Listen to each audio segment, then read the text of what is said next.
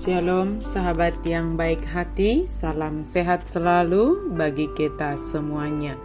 Marilah kita bersatu di dalam doa. Allah Bapa dalam Yesus Kristus, terima kasih Tuhan buat segala kebaikan-Mu bagi kami. Kami hendak merenungkan firman-Mu ya Tuhan, berkenanlah Engkau memimpin kami dalam merenungkan firman Tuhan. Amin. Firman Tuhan bagi kita pada hari ini tertulis dalam Yesaya 40 ayat 21 sampai 31.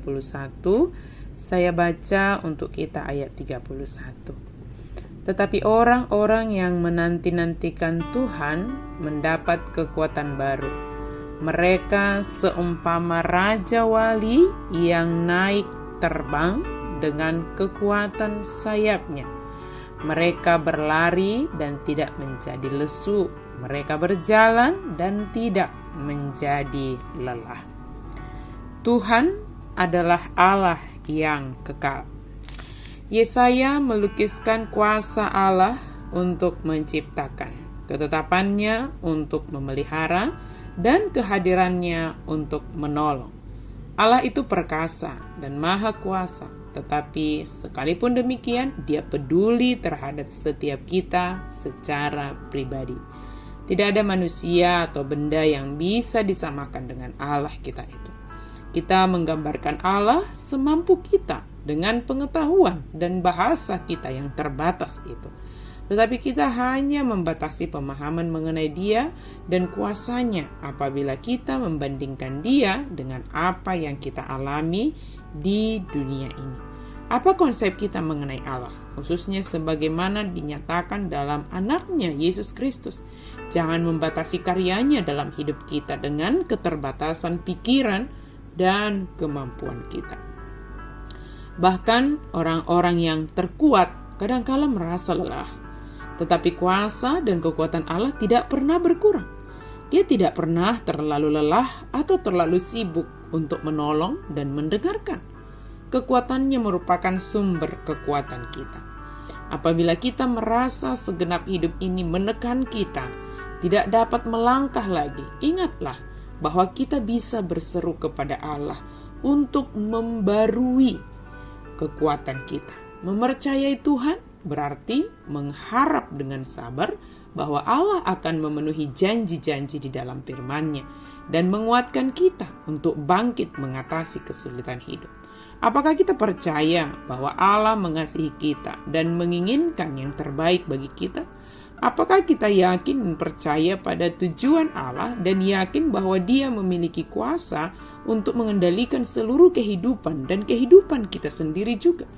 Meskipun iman kita mungkin sedang bergumul atau sedang lemah, terimalah perlengkapan dan pemeliharaannya dalam hidup kita. Ketika kita diperhadapkan dengan berbagai kesesakan, masalah yang besar, apakah kita semakin mengenal Allah yang kekal, yang penuh dengan kekuasaan itu? Marilah kita menempatkan Allah itu sebagai yang paling utama dan pertama dalam hidup kita ini. Libatkan dan bersandarlah kepada Allah yang kekal itu. Percaya pada Dia sebagai pengendali segala sesuatu yang terjadi dalam hidup kita. Mari arahkan pandangan dan hati kita hanya kepada Allah yang kekal.